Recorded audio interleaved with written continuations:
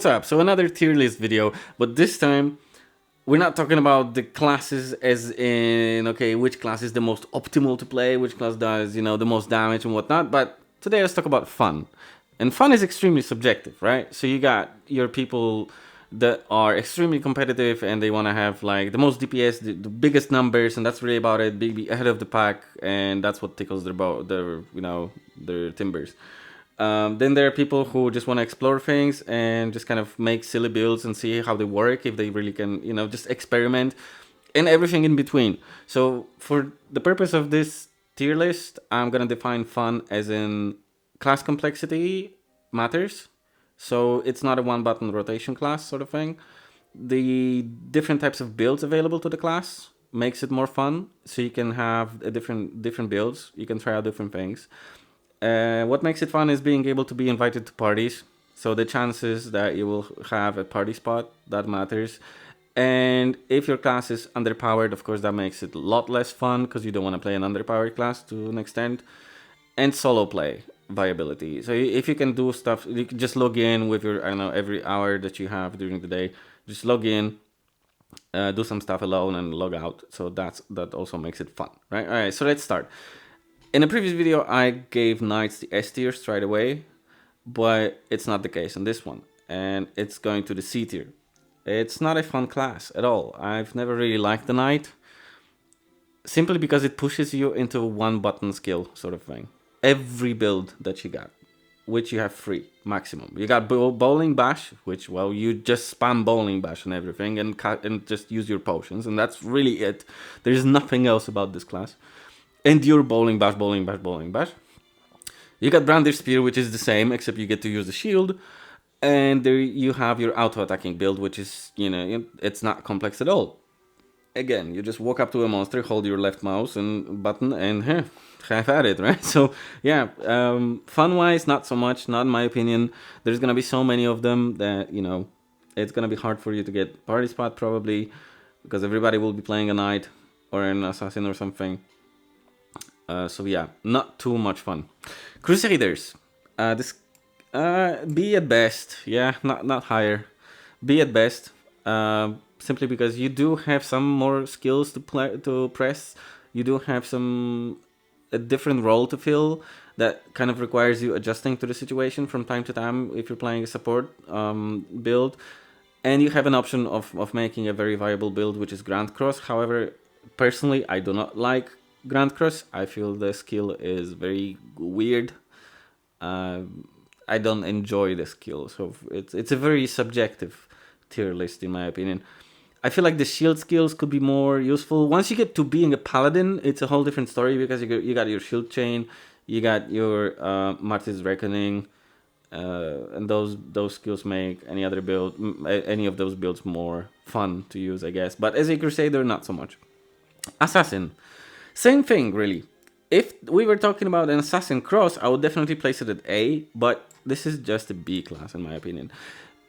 Simply because you only really have two builds. You have your dagger build and you have your cutter build, and that's really about it.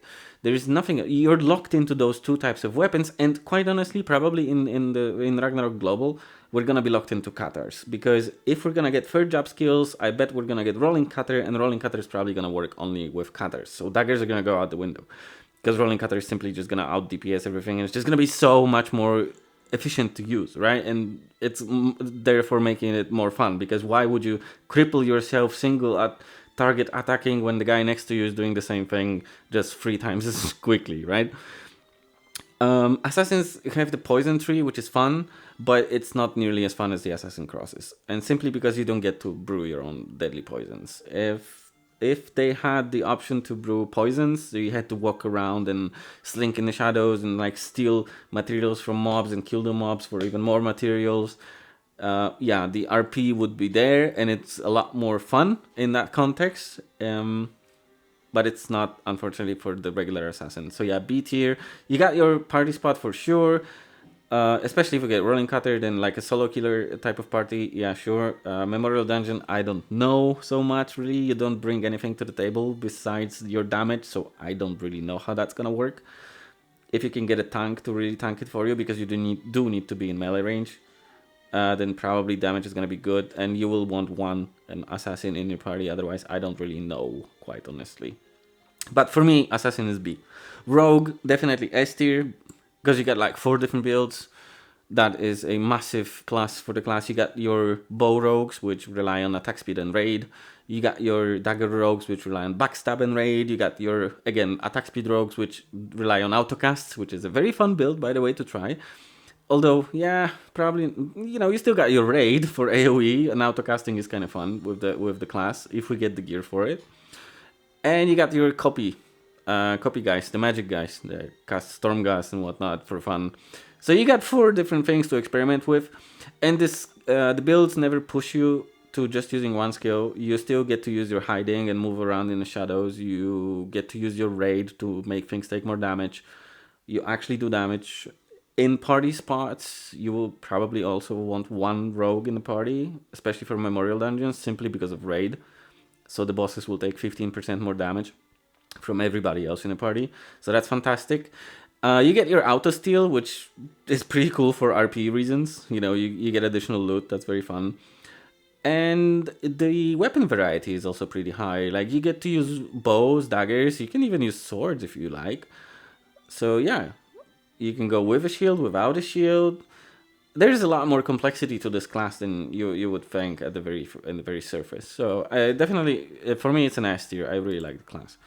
Priest, no brainer, S tier. You got 4 builds, right? You got your full support build, you got your turn undead, you got your Magnus Exorcismus, and you got your auto-attacking priest, or the battle priest. So the battle priests get duple light, from what I've heard. On Taiwan 0 Ragnarok server, they get duple light, so we're gonna probably get that in the global version as well. So that's gonna be fun for sure, and the class is just so complex. There's just so many different buttons to press and so many things to react to, and it's just you're never really stuck. You're just using one skill. Whether you're playing with a party or solo, you always have to keep up buffs on everybody, on yourself. You can heal. You got your shields with Kyrie Eleison. You got your damaging abilities. You got your heals. It's just crazy good. Priest is like my second favorite class in this game. It's fantastic. Monk, I think I'm gonna go A tier, simply because of the complexity every build just has built in. Maybe it's a bit unnecessary, which is why champions got the Zen ability. But yeah, you get to cast your spheres. You have to manage the spheres. Then that's a layer of complexity added to the class, which makes it more engaging to use. And I like that. That tickles me. That makes my brain go, "Oh, this is fun," right? Like, I have to manage things, like make my abilities, or rather use my abilities with a proper timing as well. And you got your super fantastic skill called Body Relocation, or Snap, and that makes you a fantastic mobber. So even if you have a tank in a party, you can, if we're gonna get mobbing parties, then yeah, just monks are gonna be good for that. Like, of course, you got your knights with Endure, but monks are gonna be very good for that with Body Relocation. And you got your builds, which are actually fun to use. You got your combo. You punch things 3 times, then you punch things 4 times, and then you give it an uppercut with the combo finisher. It's pretty good. And you got your Asura Strike and Finger Offensives. It's all a very engaging and interesting playstyle, regardless of the way you build the monk. Except if you go with Steel Body, then yeah, you're just gonna stand there. That's about it, right? But yeah, that's just one build. Hunters. Now, hunters. I think B or A. I think B. We gave an assassin B, so we have to give hunters B, because there are really only 3 builds, and they all rely on one thing. So you got your double strafer, which makes you destroy your keyboard and your mouse. It does a lot of damage, but yeah, you need a new mouse after a while of playing it. Then you got your auto blitz, which is basically just auto attacking, holding your left mouse button at a monster until it dies. And then you got your trappers, which lock you into using claymore traps. That allows you to use like a shield and a dagger situation, so you don't have to use a bow as a trapper, but it locks you into just using claymore traps, and it's very clunky to use for just regular gameplay. So in my opinion, in terms of fun, it's B. It's a very strong class, don't get me wrong. That's like super +5 to fun, right? But then we lose 4 points of fun by being forced into builds that aren't very complex at all. You don't have any buffs. As a sniper, at least you have buffs, right? You have your True Sight, you have your Windwalker, and then you have your Falcon Assault additional ability, which is also fun. Opens up another build. But as a hunter, not so much. So yeah, that's really about it. Now, performers. Performers are a fantastic job. So it's probably one of the best jobs in this game, especially in terms of support. But in terms of fun, not so much. They feel brain dead. The only thing you do as a performer, really, in a party, is okay, your braggy is coming off. Okay, let's press braggy once again. Okay, the dance is coming off. I forgot the name of the skill, right? So let's use the dance, and that's really about it. In the meantime, maybe you can, switch to a bow and double strafe a bit, or sling arrows with your instrument and actually add to the DPS. But that's really it. If we're not gonna get severe rainstorm from the third job tree as a bard and a dancer, then yeah, the class is just gonna feel bleh at best. It's boring. It's extremely strong and extremely needed class, but it's just so boring. It feels like your brain is half the time is AFK because you don't need to do anything else, right? Just press Poem of Bragi, maybe Apple of Eden if the party needs it, but that's it. So yeah, wizards. Wizards are, it's solo play, they're A tier if not S tier, because there's just so much stuff to manage around and when you're playing solo. In party play, they're B tier at best, because your party takes away the need for. So I'm gonna place it at B. You don't really have builds. That's the thing. You can build like a glass cannon. You have builds in terms of stats, but in terms of skills, not so much, right? You can build your glass cannon with stats. You can build a little bit more tanky with more vit, like I usually do. But that's it. And when you're playing solo, your skill set translates into a very powerful character because you get to use your safety wall or firewalls to manage the monsters around. You got your crowd control abilities like Stormgust that actually do a lot of damage as well. And then you got your finishers like Jupiter Thunder and your Meteor Storms, which Meteor Storm is the only AoE, I think, of the wizard that stacks with itself. So if you got a bard in a party, you can just cast Meteor Storms all the time, right? But in terms of party play, you're kind of just delegated into, okay, crowd controlling. Just cast Stormgust. And everybody else is going to take care of the monsters. So you freeze the monsters, deal a little bit of damage to them while at it, and then everybody else just destroys them, right? You got your rogues, you got your hunters, and you got your knights that are gonna destroy the mobs. So in party, it feels a bit brain dead. You just Stormgust things or Meteor Storm things if you have two wizards. But that's really it. So it's gonna stay at high B. It's gonna be higher than Assassin, higher than Crusader for sure. Yeah, it's like the top of the B. If not like bottom A, maybe bottom A. Bottom A, yeah. Sages.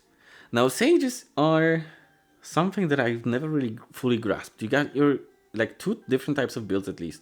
For professors, it's different. You got your double bolt, but sages don't have that skill.